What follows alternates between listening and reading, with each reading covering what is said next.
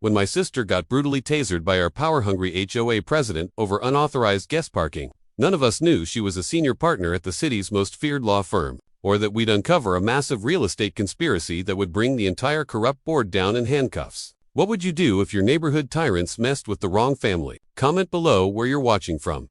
Blood rushed to my face as I stared at the bright yellow notice stuck to my front door. Violation, unapproved, guest parking, $50 fine. I tore it down just as my sister Amelia pulled into the driveway. She'd only been staying with me for 2 weeks while her new house was being painted. "You won't believe this," I said, showing her the paper. "The HOA is already finding reasons to fine us." Amelia laughed it off. Classic power trip. "I'll just park on the street from now on." I watched her walk inside, briefcase in hand, totally That was Amelia, always cool under pressure. But something about this felt personal. I'd lived in Pinecrest Gardens for 3 years without issues until now. The next morning, I spotted Diane Wilcox, our HOA president, taking photos of my yard from the sidewalk. She didn't even try to hide, it just pointed her phone at my house like she owned the place. When she saw me watching through the window, she gave a smug little wave. "That woman is obsessed with control," my neighbor Rob told me later that day. "Ever since she became president 6 months ago, violations have gone up 300%. My kid got fined for leaving his bike in our driveway overnight." That evening, while Amelia and I were making dinner, the doorbell rang. There stood Diane with Thomas Harding, the HOA treasurer. Both wore matching navy blue blazers with gold Pinecrest Gardens HOA pins. "We need to discuss your growing list of violations," Diane said, not bothering with hello. Her voice sounded sugary, but her eyes were cold as ice. "Growing list? It was just one parking notice," I replied, trying to stay polite. Thomas pulled out a tablet and started reading. "Unapproved guest parking, $50. Improper trash bin placement, $75. Unapproved vehicle in driveway, $100. Unauthorized wind chimes, $75. Wind chimes." I sputtered. "I've had those for 2 years. The bylaw against noise-making decorations was passed last month." Diane smiled. "Page 47 of the updated guidelines. You did read the new manual, didn't you?" "This is ridiculous," I said. "My trash bins are exactly where they've always been. They must be precisely 6 inches from the side of the house," Thomas explained. "Yours are 8 inches out." I measured personally. Amelia appeared behind me. "Is there something I can help with?" Diane's eyes narrowed. "And you are—" "I'm her sister, not a guest," Amelia said calmly. "I'm staying temporarily while my house is being renovated. Any stay over 10 days requires board approval," Diane snapped. "That's another $150 fine." I felt my chest tighten. This is getting out of hand. "Rules are rules," Thomas said with a shrug. "Payment is due in 48 hours, Diane added, handing me a bill totaling $450. "After that, it doubles. And we need your sister's vehicle removed from the property by tomorrow." As they walked away, I saw Diane turn to whisper something to Thomas. They both laughed while glancing back at my house. "Don't let them get to you," Amelia said, putting a hand on my shoulder. "This kind of petty tyranny is more common than you think." That night, I couldn't sleep. I kept wondering why Diane had suddenly targeted me. Around 2 a.m., I heard a car door slam and peeked through the blinds to see Thomas placing something on my mailbox. When he left, I snuck outside to find another violation notice. "Unapproved exterior lighting, $100. My porch light, the same one I'd had since moving in." The next day, 3 more neighbors on my street received similar notices. Ellen across the street got fined for her flower pots being non-conforming colors. Old Mr. Jacobson, 2 doors down, received a $200 fine for his grandson's tricycle being visible from the street. Something fishy is happening, Ellen told me when we met at the mailboxes. Diane's husband works for Valley Development Group. They've been buying up houses in neighborhoods like ours. That afternoon, I watched from my kitchen window as Diane and Thomas walked the neighborhood, pointing at houses and making notes. When they passed my driveway, Diane took out a measuring tape and ran it from my mailbox to the street, smiling as she wrote something down. I decided to do some digging while Amelia was at work. I pulled up the county property records website. What I found made my stomach drop. 6 homes in our neighborhood had been sold in the last 3 months, sold to shell companies linked to Valley Development Group. When Amelia got home, I showed her what I'd found. "Classic predatory tactic," she said, studying my notes. "Create impossible standards, harass homeowners with fines, drive people to sell." "What can we do?" I asked. "First, we document everything," she replied, pulling out her laptop. "Forward me all the violation notices. I want dates, times, amounts." As she typed, I noticed something different about my sister. The professional.com demeanor she always had was still there, but now there was a steely determination in her eyes I rarely saw. "Amelia," I said slowly, "what exactly do you do at your law firm?" She looked up with a small smile. I specialize in property law and predatory housing practices, but let's keep that our secret for now.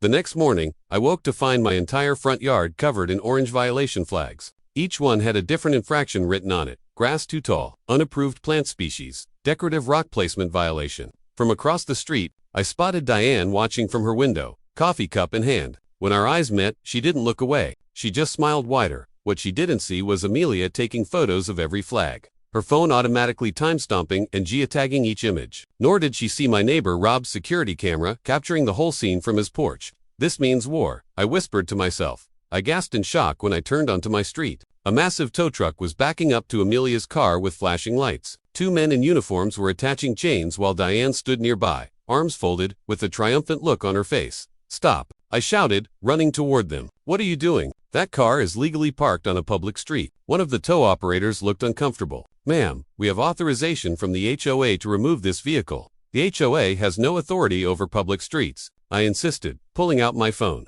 "I'm calling the police." Diane stepped forward, her heels clicking on the pavement. "Actually, we do have authority. This section of street was deeded to the association in the original community plan, page 118 of the covenants."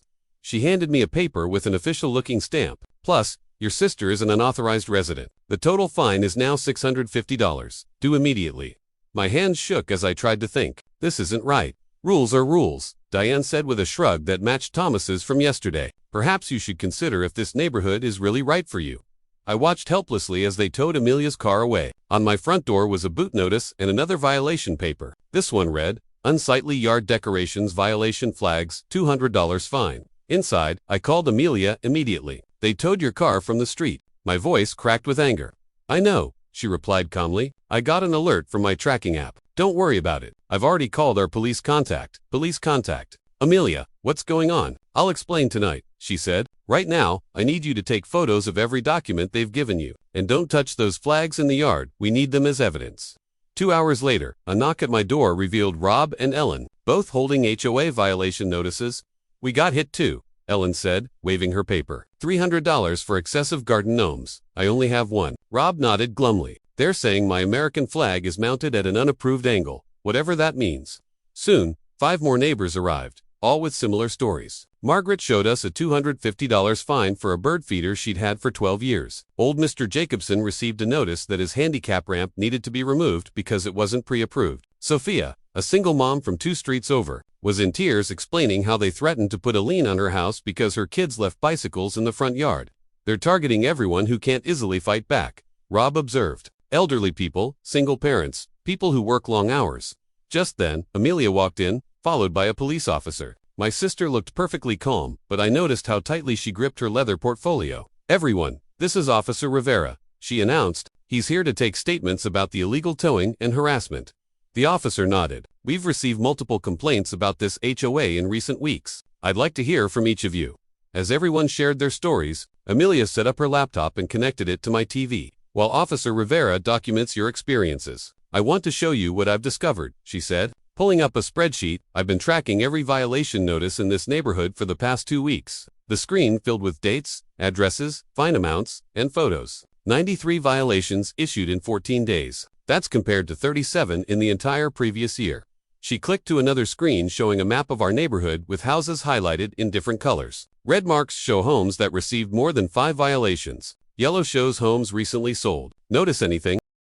The pattern was obvious. Houses with the most violations were directly adjacent to recently sold properties. "They're creating a domino effect," Amelia explained. "Force one homeowner out, then target their neighbors." "But why?" Margaret asked. Amelia pulled up property records. All 7 recently sold homes were purchased by shell companies connected to Valley Development Group. They're buying contiguous properties. Officer Rivera looked up from his notepad. "Valley Development is under investigation in 3 counties for similar tactics."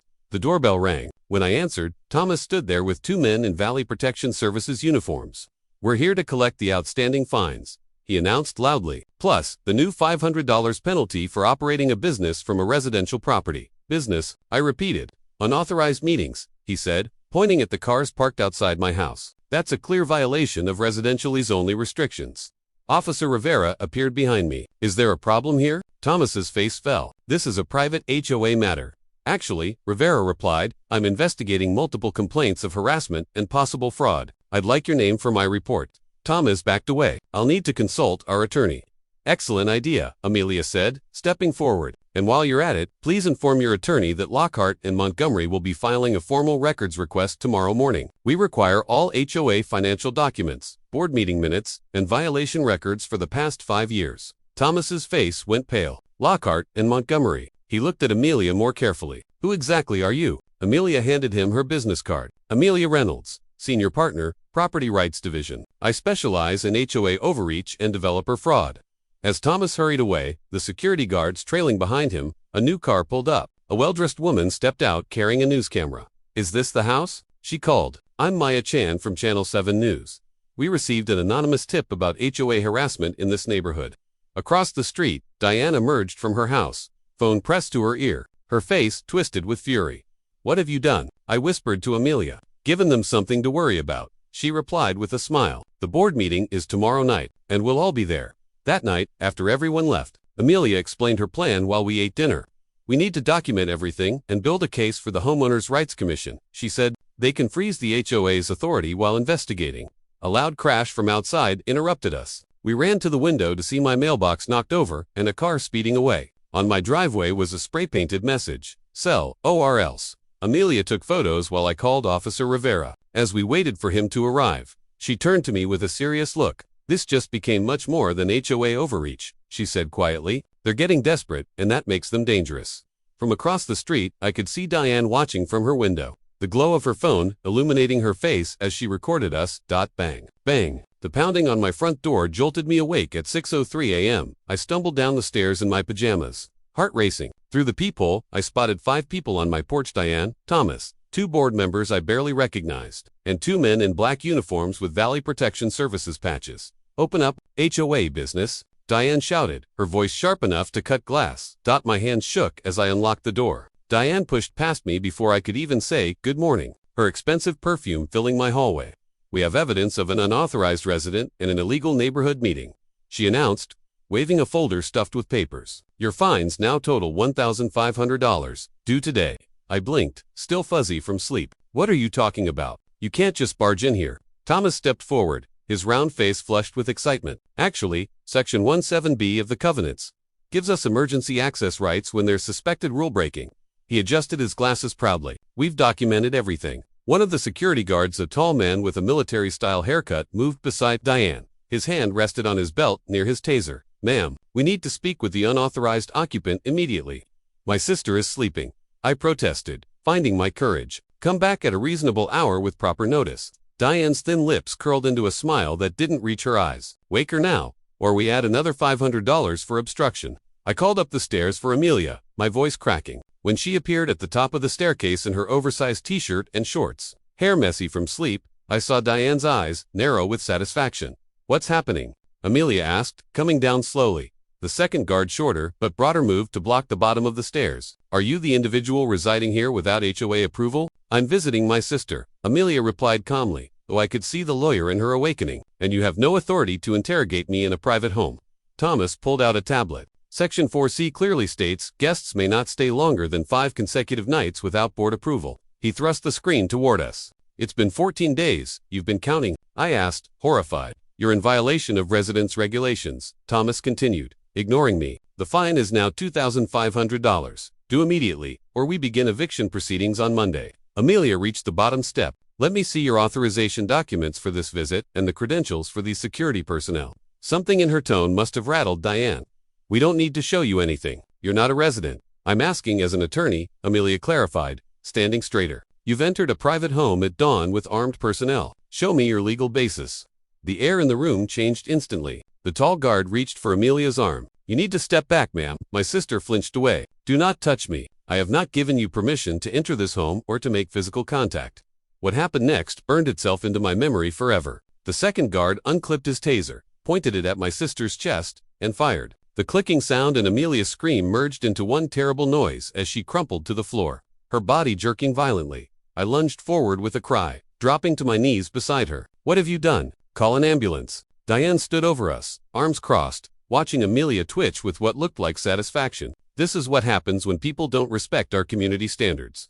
I grabbed my phone from the entry table, dialing 911 with trembling fingers. My sister's been tasered in my home by HOA security. We need police and an ambulance." The guards exchanged nervous glances. Thomas stepped back toward the door. She was threatening. "Nobody move," I shouted, surprising even myself with my authority. "The police will sort this out." A movement at my side window caught my eye. My neighbor Sarah stood there, her phone held up, recording everything. She nodded once, letting me know she had captured it all. What Diane, Thomas, and their rent-a-cops didn't realize as they shuffled uncomfortably in my entryway, waiting for the police, my quiet sister wasn't just any lawyer with a basic understanding of property law. Amelia was a senior partner at Lockhart and Montgomery, the firm whose billboard on the highway proclaimed, "We don't just win cases, we change systems." The same firm that had brought down the corrupt West Ridge City Council last year in a case so big it made national news. And now, they had given her the perfect case to bring them down to. Through my tears, as I held her hand, I saw something in Amelia's eyes that, despite her pain, looked strangely like determination, like the calm before a storm that would sweep away everything in its path. How would our quiet neighborhood survive the legal hurricane that was about to hit? "She's lucky the taser didn't cause cardiac complications," the emergency room doctor told me, pointing to the angry red marks on Amelia's chest. My sister lay on the hospital bed, pale but awake, as nurses bustled around her. "We'll monitor her for 24 hours, but she should make a full recovery." I squeezed Amelia's hand, tears rolling down my cheeks. The police took statements from everyone, including Sarah who had the video. "Those monsters are saying you threatened them." Amelia winced as she tried to sit up. Classic deflection tactic. "Did they arrest the guard who tasered me?" "They took him in for questioning." Diane and Thomas left in separate police cars too. My phone buzzed non-stop with text messages from neighbors who'd heard what happened. Even people I barely knew were reaching out, sharing stories of their own run-ins with our power-hungry HOA. Mrs. Jenkins says they fined her $700 for planting tulips instead of daffodils. I read aloud, scrolling through messages, and the Rodriguez family had their Halloween decorations torn down last year because they used purple lights instead of orange. Amelia's legal mind was clearly working, despite her pain. "Print out every message. We need to establish a pattern of arbitrary enforcement." My phone rang. It was Sarah. I put her on speaker. "You won't believe this," she said, her voice hushed with excitement. "After I sent that video to the police, I also sent it to my cousin Ellie, who works at the county records office. She pulled the property records for every board member's house." And I leaned closer to the phone. "Diane doesn't even own her house. Neither does Thomas. Their properties are owned by something called Valley Development Group." Amelia's eyes widened. "Pull up their website now." With shaking hands, I searched for Valley Development on my phone. Their sleek website showed renderings of a massive luxury condo complex. I scrolled down to the location map and gasped. It's our neighborhood. They've drawn plans right over our homes." "Exactly," Sarah continued. "Ellie says they've quietly bought 7 houses in Pinecrest Gardens already. And guess who sits on Valley's advisory board? Diane, Thomas, and Janet from the architectural committee." Amelia tried to sit up again, grimacing. "They're not just being petty tyrants. This is systematic. They're creating violations, imposing impossible fines, forcing people out so Valley can buy homes cheap." My mind raced back to the past 6 months. The sudden increase in violation notices, the harsh fines, the aggressive enforcement, it all made terrible sense now. But why target us specifically? I wondered. "Your house sits at the corner of the proposed main entrance to their development," Sarah explained. "Ellie showed me the plans. They need your property more than most." Outside the hospital room, I noticed a police officer standing guard. The nurse had mentioned something about ensuring patient safety after the incident. I hadn't questioned it then, but now I wondered if there was more to the story. Amelia's phone lit up with a message. She read it, and a small smile formed on her lips, despite her pain. That was Edward Lockhart, the managing partner of my firm. "He's taking our case personally." Her voice strengthened. When he heard what happened, he called the district attorney directly. My jaw dropped. Edward and D.A. Michaels went to law school together, and my firm helped expose that real estate corruption case in Westridge last year. Amelia's eyes had that determined look again. This isn't their first rodeo with developers abusing local authorities. A nurse entered with medication, checking Amelia's vitals. After she left, my sister gripped my hand with surprising strength. "Tell everyone in the neighborhood to document everything. Every fine, every interaction, every board decision, and most importantly, don't pay a single cent more in fines or fees. Not one penny." I nodded, already drafting a message to our growing neighborhood group chat. "What about the police? What did they say would happen now?" The officer who took my statement mentioned that tasering someone in their home over an HOA rule could be considered excessive force and possibly assault. Amelia closed her eyes briefly. "But we need to move fast. People with money and connections like Valley Development can make problems disappear." Just then, my phone dinged with a news alert. A local reporter had somehow gotten hold of Sarah's video. The headline read, HOA security tasers homeowner's sister in dawn raid. It's starting, Amelia whispered. As night fell, I stayed by Amelia's bedside while she made calls to colleagues at her firm. Every hour brought new messages from neighbors with their own stories of HOA abuse. Around midnight, Sarah sent a text that made my blood run cold. Just drove by Diane's house. Huge meeting happening there. Black SUVs with Valley Development logos in driveway. Amelia read the message over my shoulder and nodded grimly. They're scrambling. Good. I looked at my sister, still connected to monitors, her lawyer mind working despite the physical trauma. What happens now? Amelia's face transformed with a determination I'd never seen before. Now we go to war. Legal war. While Diane met with Valley Development executives across town, plotting their next move, she remained unaware of three crucial facts. The district attorney's office had just received our evidence package. Amelia's law firm had assigned 5 attorneys to our case.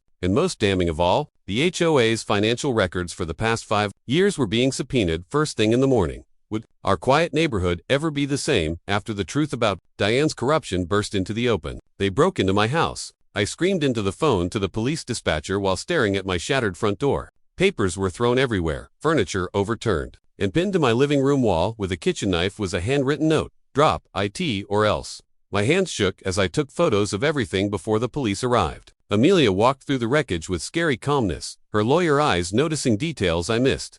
Look at these boot prints, she pointed. Same tread pattern as the security guards Diane hired. She picked up a business card that had fallen from someone's pocket. Valley Protection Services. The police took statements but didn't seem very interested until Amelia mentioned she was a senior partner at Lockhart and Montgomery. The officer's attitude changed instantly. We've got you on for security cameras. Diane, I overheard the detective say on the phone later. Your security guards too. Breaking and entering is a felony. The very next morning, a certified letter arrived from the HOA. They were placing a $15,000 lien on my house for accumulated fines and penalties. 3 neighbors received similar notices within hours. Perfect timing, Amelia said, adding the letter to her evidence pile. Now we've got proof they're retaliating. She hadn't slept. The taser marks on her chest were still angry red as she worked through the night. Legal books covered my dining table, and case files filled every chair. My doorbell rang constantly that scared neighbors, bringing their own HOA horror stories. Mrs. Patel had been fined for her ethnic garden plants. The Johnsons were threatened with eviction for their son's wheelchair ramp. Single dad Miguel showed us photos of Diane measuring his grass with a ruler. Something's not adding up, Amelia said, studying neighborhood property maps she'd ordered from county records. Why is our HOA suddenly enforcing rules nobody cared about for years? Sarah from next door burst in without knocking. My cousin at the county records office found something huge. She slapped down a stack of papers. Diane doesn't even own her house. It's owned by Valley Development Group. They're the ones building that huge condo project downtown. Amelia grabbed the papers, her eyes widening. This explains everything.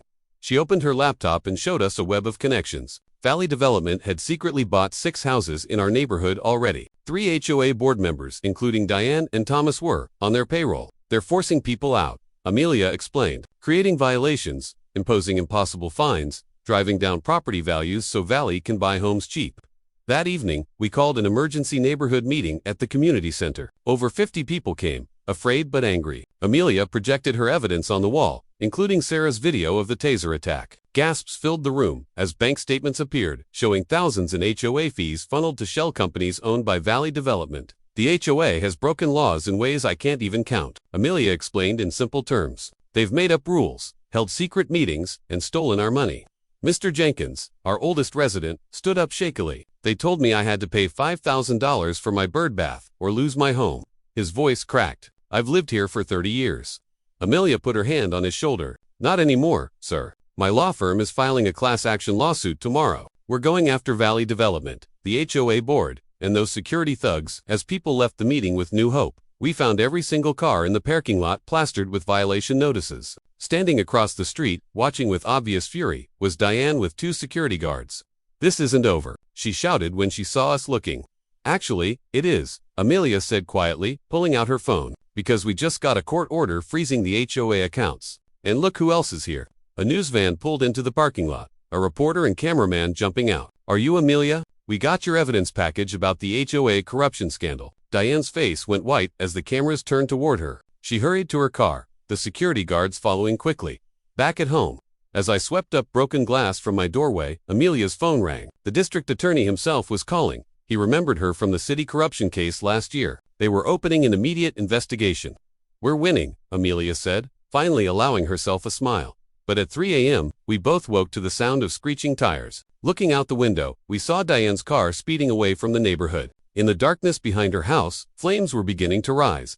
"She's burning the evidence," Amelia whispered in horror. "Fire trucks now." I screamed into my phone as flames leaped from Diane's backyard. Neighbors poured from their homes in pajamas while Amelia sprinted across the street. "Stay back," she shouted, pulling me away from the blaze. "Look what she's burning." In Diane's fire pit, we could see file folders and papers curling in the flames. One partially burned document flew out, a contract between Valley Development and the HOA board members. "She's destroying evidence," Amelia said quickly, snapping photos with her phone. Firefighters arrived within minutes, followed by police who secured the area as a potential crime scene. Detective Rodriguez knelt by the smoldering remains. "This is now part of our investigation," he told us, carefully bagging charred paper scraps. "We've been watching Mrs. Wilcox since your report yesterday. By dawn, neighbors gathered on my lawn, bringing coffee and donuts." "Did you see Diane drive away last night?" asked Miguel. "She had suitcases packed in her car." "Trying to run," Sarah nodded. "Classic guilty move." At 9 a.m. sharp, my phone buzzed with a news alert. Local HOA president arrested at airport. The attached video showed Diane in handcuffs being led from the boarding area of a flight to Mexico. "Got her," cheered Mrs. Patel, watching over my shoulder. Amelia's phone rang nonstop that morning, first her law firm, then the district attorney, then reporters. By noon, Thomas, the HOA treasurer, turned himself in, agreeing to testify against Diane and Valley Development in exchange for a lighter sentence. "He's singing like a bird," Amelia told me, covering the phone. "Says Valley Development planted Diane in our neighborhood 3 years ago to drive people out. They paid her 10% commission on every house she helped them buy below market value." That afternoon, we received shocking news. 17 homeowners in Pinecrest Gardens had already sold to Valley Development at massive losses after HOA harassment. The development company had plans for a luxury condo tower where our home stood. "It gets worse," Amelia said, reviewing financial records the court had ordered released. "They've stolen over $300,000 from our HOA maintenance fund. That's why the playground is falling apart and the pool hasn't been cleaned." The following day, TV trucks lined our street as the Valley Protection security guard who tasered Amelia was arrested. The cameras caught him being read his rights as neighbors cheered from their lawns. He was never even licensed to carry a taser, Detective Rodriguez told us. "These guys were basically hired thugs with fake uniforms." A week later, the judge granted our emergency petition to freeze all HOA activities. Given the overwhelming evidence of fraud and corruption, Judge Martinez announced, "This court has no choice but to appoint a receiver until new elections can be held." Valley Development's CEO was indicted next, along with 2 city officials who had fast-tracked zoning changes for the planned condo project. The company's stock plummeted as investors fled. "We found a secret bank account," Amelia said one evening, reviewing documents with me. "That's where your HOA fees really went straight to the Cayman Islands." The district attorney called a press conference where he publicly thanked Amelia and our neighborhood for uncovering the scheme. "This type of corruption hurts real families," he said. "We believe similar schemes may be operating in other communities." 6 weeks later, our class action lawsuit resulted in Valley Development paying $4.8 million to affected homeowners. Every improper fine was canceled and liens removed from homes. The company was forced to sell back all 17 properties they had acquired through their scheme, worth getting tasered for. Amelia joked as we watched the settlement announcement on TV. The best moment came 2 months after Diane's arrest. Our neighborhood gathered in the newly renovated community center paid for by the settlement to elect a new HOA board. Mrs. Patel, Miguel, and Sarah were among those chosen. "Our first act," Sarah announced as new board president, "is to approve these bylaws written by Amelia. They require total financial transparency, recorded meetings open to all residents, and an annual independent audit." The crowd erupted in applause as Amelia blushed. Later that night, as neighbors mingled with refreshments, Amelia pulled me aside. "My firm wants me to head up a new division," she said, eyes sparkling with excitement. "We'll specialize in helping neighborhoods fight corrupt HOAs." "You're moving back to your apartment downtown?" I asked, disappointed.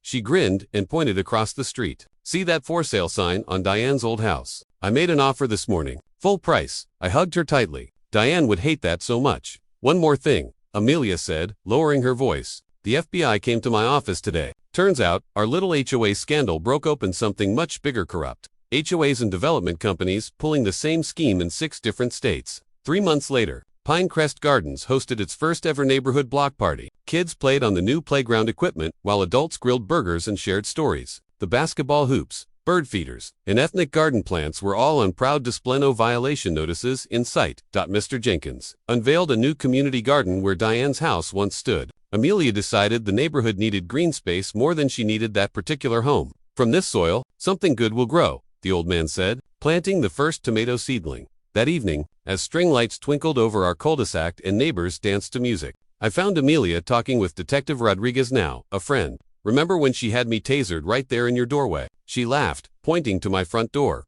Biggest mistake of her life, I replied. No, Amelia corrected me, looking around at our transformed neighborhood. Her biggest mistake was thinking she could break a community instead of bringing it together. As I looked at the faces of neighbors who had become family through our shared battle, I realized something powerful. Sometimes it takes standing up to bullies to find your own strength, and sometimes the most unexpected heroes are the ones sitting right across your dinner table.